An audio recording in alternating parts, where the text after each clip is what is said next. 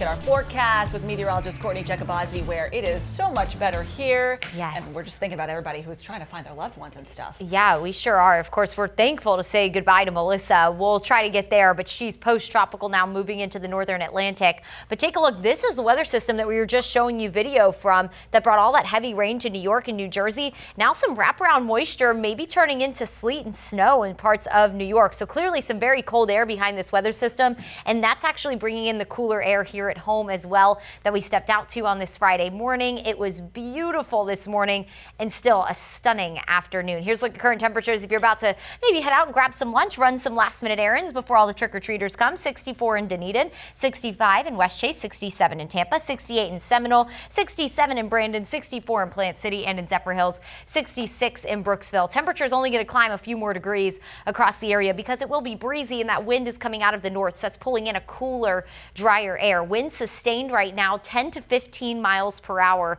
and we could experience gusts today upwards of 20, and some of the wind may shift onshore through the day, and because of that we do have that high rip current risk that continues from the Pinellas County waterways through the bay all the way down to Sarasota. So if you had any plans to go to the beach today, the water's a little chilly and it might be a little on the chilly side to head to the beach, but I have to let you know that rip current risk is high. Make sure if you're going in the water today that you're using extreme caution. Make sure lifeguards on duty. The conditions will improve over the weekend, as will the boating conditions. Marine forecast shows you moderate chop on the bay, seas 3 to 5 feet. So this is improvement from yesterday. It'll get better over the weekend, but if you want to do any boating today, go for it. No advisories to let you know about. The oh so important Halloween forecast. This is my favorite graphic. The little dancing mummy. He's happy about Halloween forecast. We're happy about the Halloween forecast. Doing his little jig. I have to do it. You have to at least give a little shake. 4 o'clock, we're in the low 70s, 6 p.m. upper 60s, and then the low 60s by 8 o'clock. So if you're staying out a little later tonight, I know some of the kiddos, they get tired by 8 o'clock doing all those laps, collecting all the candy.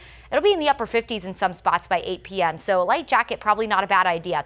Tomorrow morning, waking up to the 40s north of Tampa and some of our inland communities, 50s for the Bay Area and areas south. Another chilly start to your Saturday. Tomorrow, tons of sunshine, low to mid 70s. It is going to be gorgeous for any of your events going on Saturday. And then Sunday, we'll see a few changes. We're going to have this weather system move into the southeast. That could pump in enough moisture for maybe some extra cloud cover on Sunday and maybe a few light showers. I don't think we're going to have enough moisture in the air to promote any heavy downpours, but light to steady rain possible mainly after lunchtime Sunday and then into early Sunday evening. So don't cancel plans if you have any.